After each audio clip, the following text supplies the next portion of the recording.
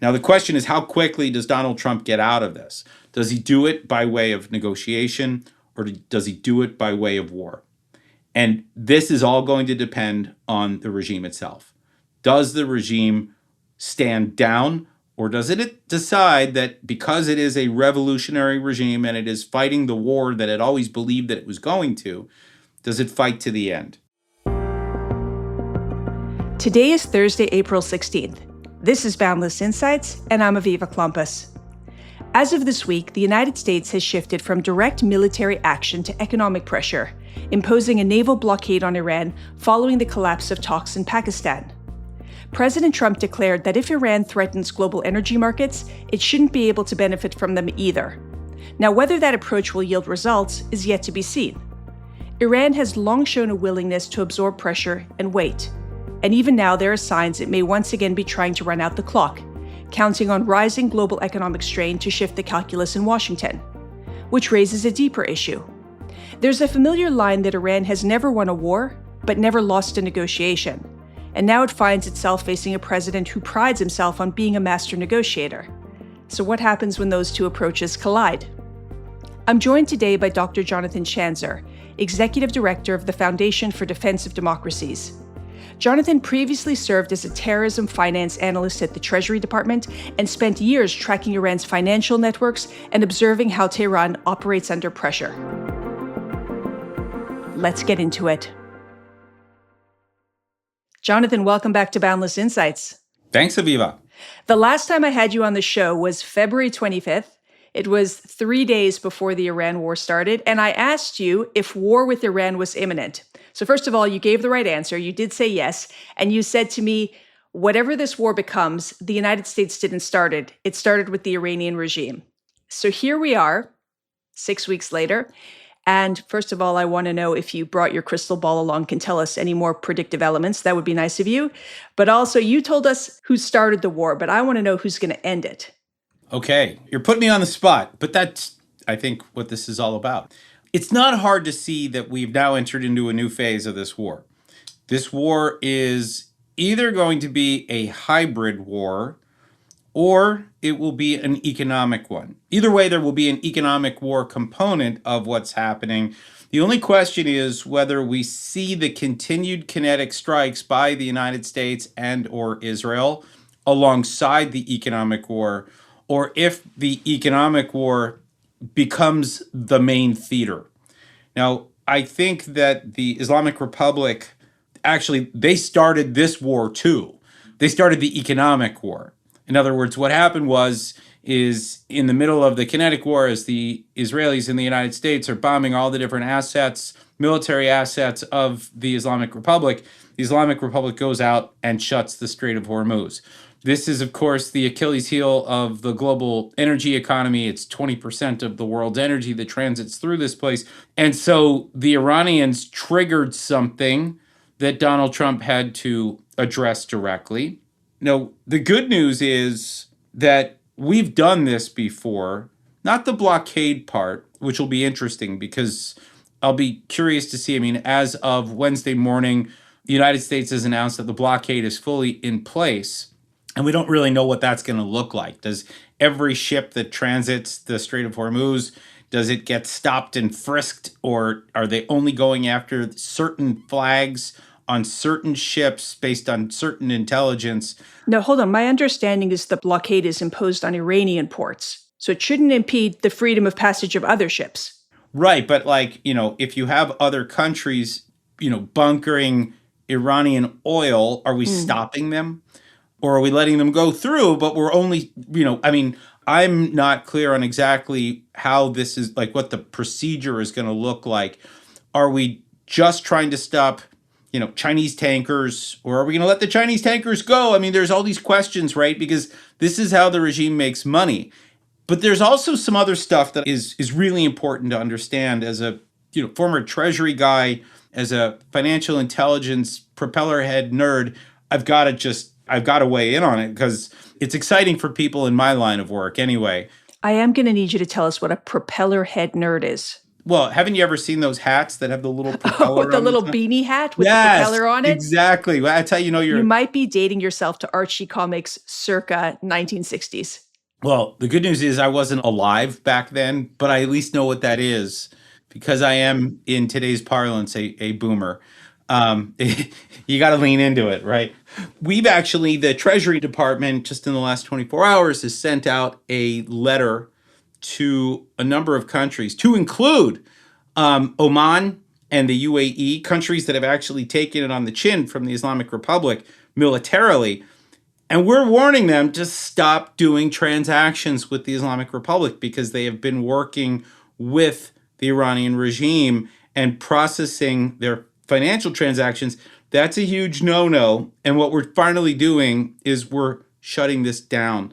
And just so folks know, I mean, Dubai alone, this one emirate in the UAE, is responsible for something like $5 billion worth of trade. That's not insignificant. And if we're really talking about shutting down the regime's finances and waging an economic war, things like this are going to be really important. The Omanis have a Houthi headquarters in Muscat where IRGC guys are transiting all the time. Really? And yeah, it's insane, right? And so when you see these countries getting hit or these territories getting hit, on the one hand, you're like, oh my God, I can't believe the regime is doing this. And then you're like, oh my God, the regime is idiotic because they're shooting on their own people in essence, right? These are their bankers. And now the US is saying, don't even think about it. They're, of course, inclined to say yes because they're pissed at the Iranians. And so what we have is this dynamic where I think the noose is going to tighten economically. And on top of that, we've got our own sanctions that we can enforce. We've got new sanctions that I'm sure we can slap on the regime. We've got banking mechanisms that can be cut off for all the banks that are working. This is our system. Let me just make it clear. The dollar-denominated international banking systems, the digital banks, right, how they operate out there in the cyber world, right? Those are our ones and zeros. We own those. And so we have additional pressure to bring to bear here right now. And then there's tariffs that we haven't even started to talk about. And then these threatening letters. There's a lot that is about to happen here, if it's done right, that will truly squeeze the regime. So they start this war.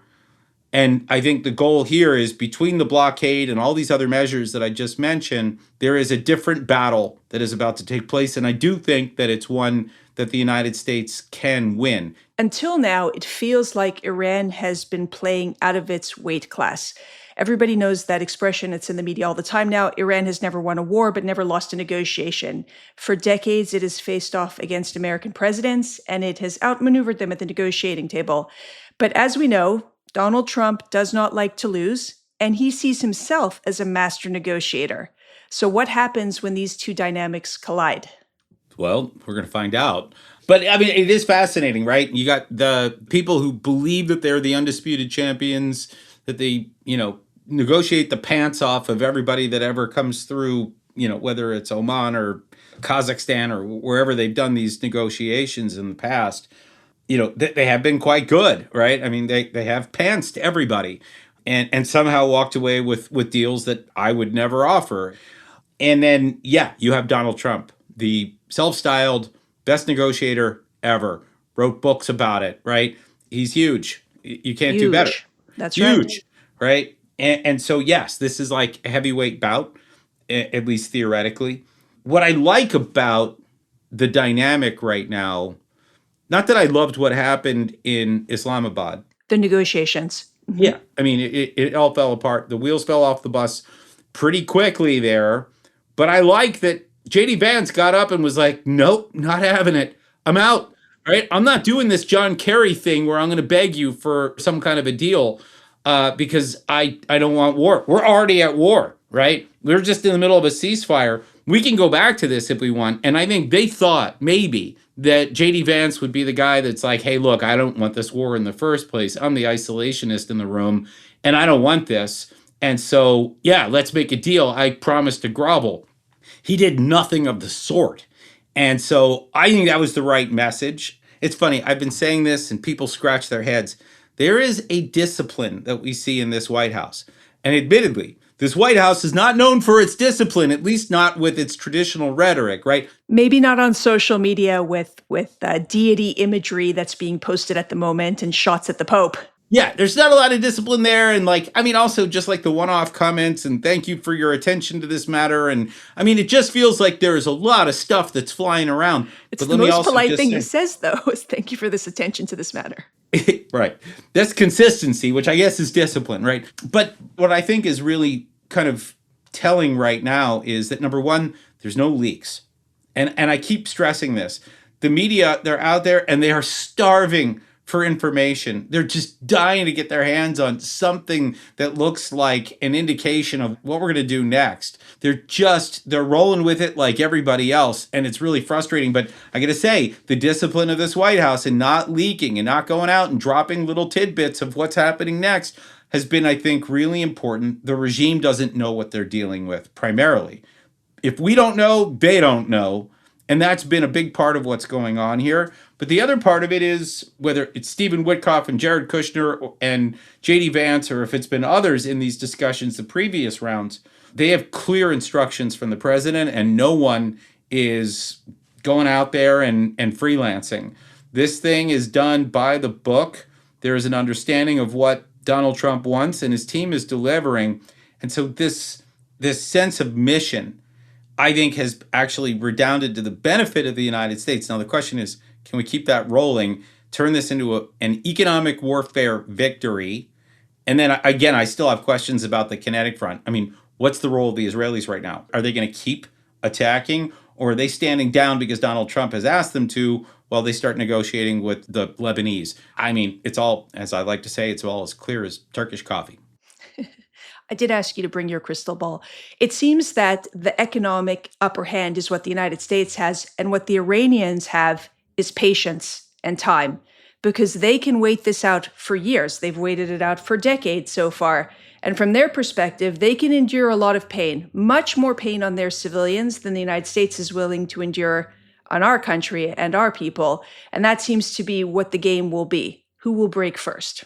There were always two timelines. We started the war kinetically with them on February 28th.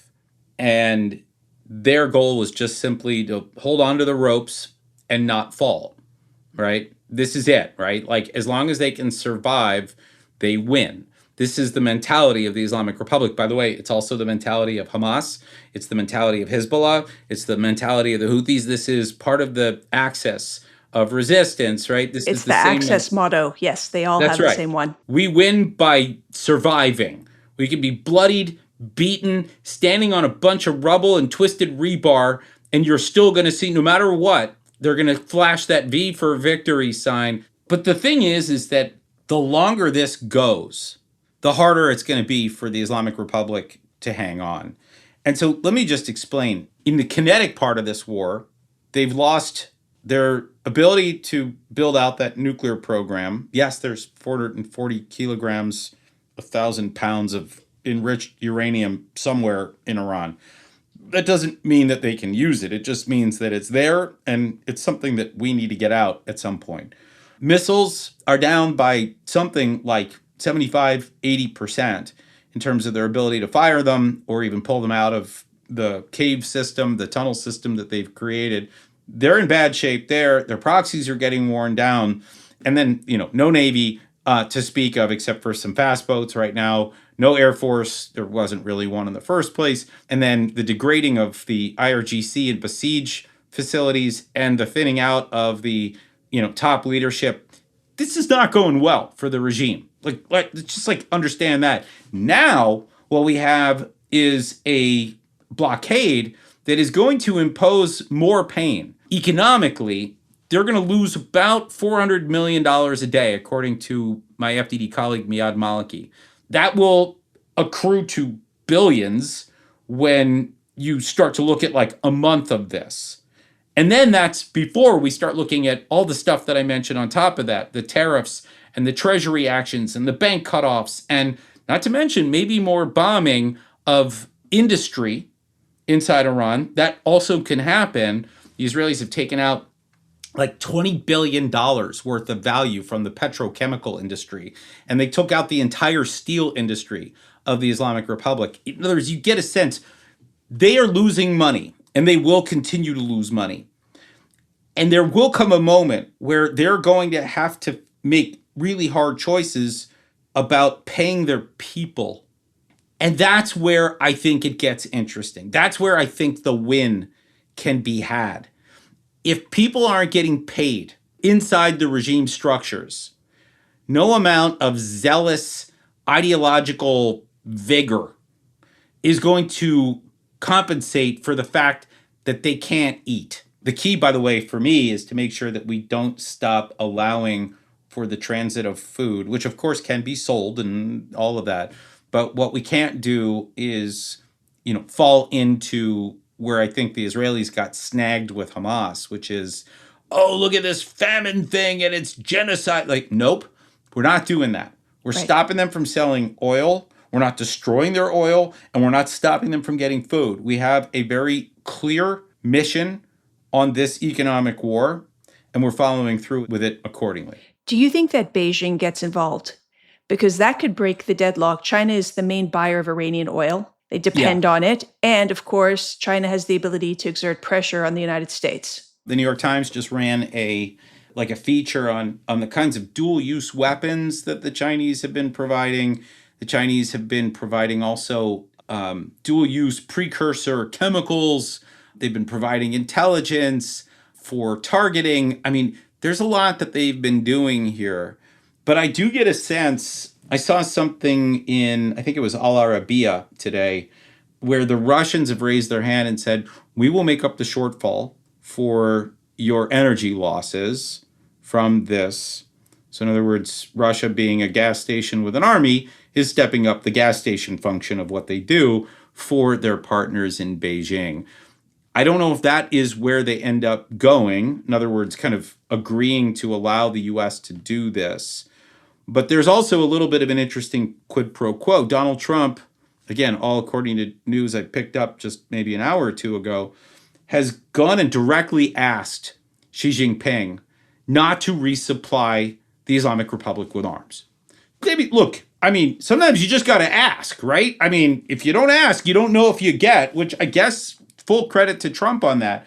But the question I have is, does Xi Jinping work with him and say, got it, we're not going to rearm Iran and we're going to have a different understanding here and we're still going to get oil. The Chinese are going to still be able to pull it out of the Persian Gulf at the discount. Got to remember, they've been buying sanctioned oil and they've been buying it at like a 30% discount, which is exactly what they want. And this is what they're going to be grumpy about. They can get oil elsewhere, but not they at want that the cheap oil, discount. right? They want the cheap oil. They have been enjoying the sanctions that we've put on the Islamic Republic. So this explains kind of a little bit of the dynamic, but I would just say it's very fluid right now. I can't get a read on what Xi Jinping and Donald Trump have agreed to and whether the Chinese are going to sit this out. I don't know. For the United States to walk away from this war and call it a success, what minimally needs to be achieved? A big party with hats. It's a silly thing, obviously, my response. But, I mean, look, we have done everything that I think we set out to do militarily, which, again, I think where we've arrived now is a different front. Iran still has its enriched uranium. It is currently still got a stranglehold on the Strait of Hormuz. Okay, let me get to that. On the uranium part, the word has is kind of a weird thing. It is technically in the country, but like the extraction of said material is far more complicated than I think anybody understands. And yeah, the idea that you're just going to we got like 1,000 pounds of enriched stuff that's like buried deep beneath a bunch of rubble, but it's ours, right? Like, I don't know how you can claim possession of that. Now, we can't claim possession of it, which is part of a problem, but neither can they, at least as I understand it right now. Now, I may not have the full picture, but as I understand it, nobody actually controls this stuff right now. And we can keep an eye on it in perpetuity if we want to. And that may be what happens here. I think everybody would like a clean ending to this, but that may have to come months later after the regime falls because we brought it down through covert means or whatever, and then we can go in and do that. Or we negotiate with people that are more willing to talk later than they are now, because right now, understandably, they're pissed. We've just bombed the hell out of them. They're not going to be like, oh yeah, come on in. Like, bring in your whole technical team. Let's just do this together. I'm not sure I'm buying all of that, right? Everybody wants this thing wrapped up yesterday. Okay, this is the problem when we talk about declaring victory, ending the war, whatever, walking away from this. Yeah, how long before we can option it for a movie, and it has to be spectacular, so it'll be a good movie. Right, and everybody wants it all. It's like a John Grisham ending. All the little pieces are all tied up nicely. And I would have gone with Da Vinci Code, but yeah. Okay, fine, right? But I think you get the point, right? Yes. War is messy, and it's full of unintended consequences. By the way, the missiles are never going to be zero, ever. They will always have the ability to fire some missiles, and I know Israelis don't like the idea of that, but sorry, this is still the Islamic Republic, and they're still a country, at least for now, and they have the ability to do this. 73% of Israelis believe they're going to need to start fighting Iran again within a year. I think they're lowballing it. I think, 90% of Israelis should understand that within a half year, there's a pretty good chance of this. Let's just understand what we're dealing with. This is a determined enemy, but from the U.S. perspective, the degrading of its military capabilities and its nuclear capabilities, the erosion of the regime writ large has occurred. There's not a lot more that we can bomb. There is a point of diminishing returns for the United States anyway, and I think we've reached it. You said it to me actually at some point when we were talking about Gaza. At this point, we're just turning rubble into rubble. Correct. So same thing applies in Iran. Look, there are still things you can still hit the besieged. You appreciate that I remember and commit to memory great things you say.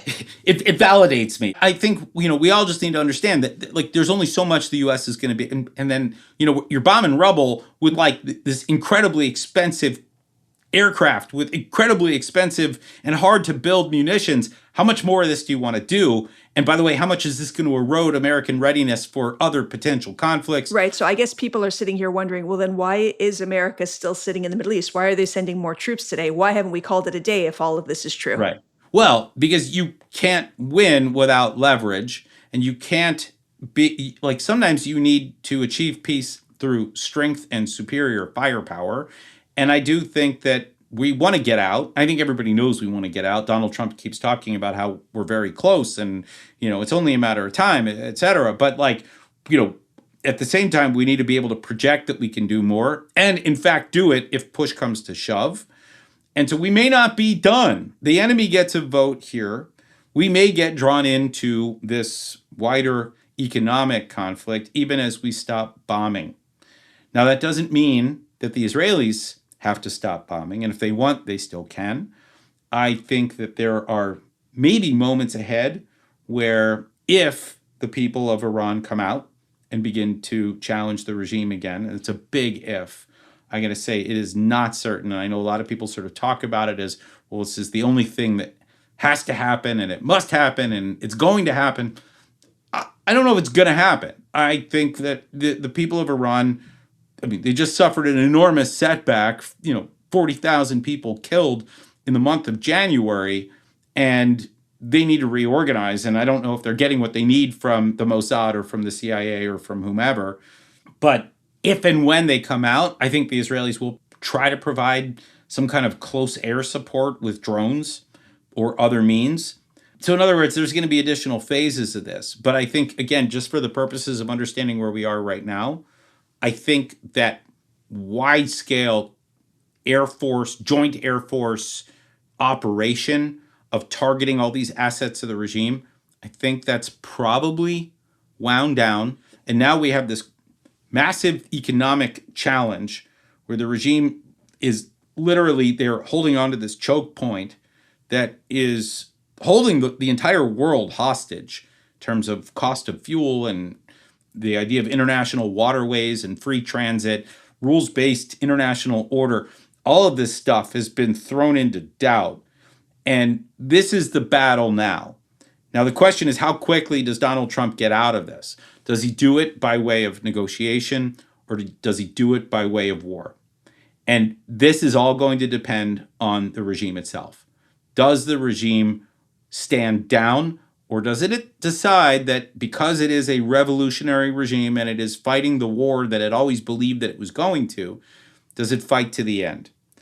The thing that I think we need to watch for are signs of the regime maybe feeling like if they continue down this road, it could collapse them.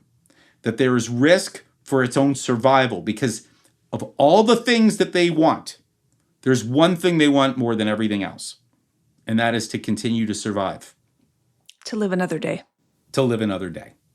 That's the game here. Can Donald Trump negotiate this through his deputies, through his chain of command? Can he convey to the regime that they are going to lose badly and possibly collapse if they go down this road? If he's able to successfully do that, we go back to whatever normal looks like in the region with a weaker Iran. If not, we fight this thing out for weeks, months, God forbid, years. Jonathan, come back soon so I can quote you being brilliant some more. With pleasure. That sounds like an invitation I can't refuse. That's a wrap on today's episode of Boundless Insights. Whether you've been with us from the start or are just discovering our show, we're so glad you're here.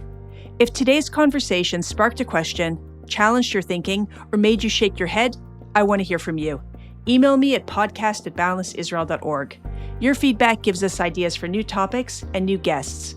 And if you believe these conversations matter, there are 3 ways to support the show. First, hit that follow button so you never miss an episode. Second, help us spread the word. Share an episode with friends and family, post about it, or mention it in a group chat. It really does make a difference. And third, consider supporting our work. Boundless is a nonprofit, and we rely on donors to keep the show going. You can make a gift at boundlessisrael.org/donate. Until next time, stay curious, stay informed, and keep the conversation going.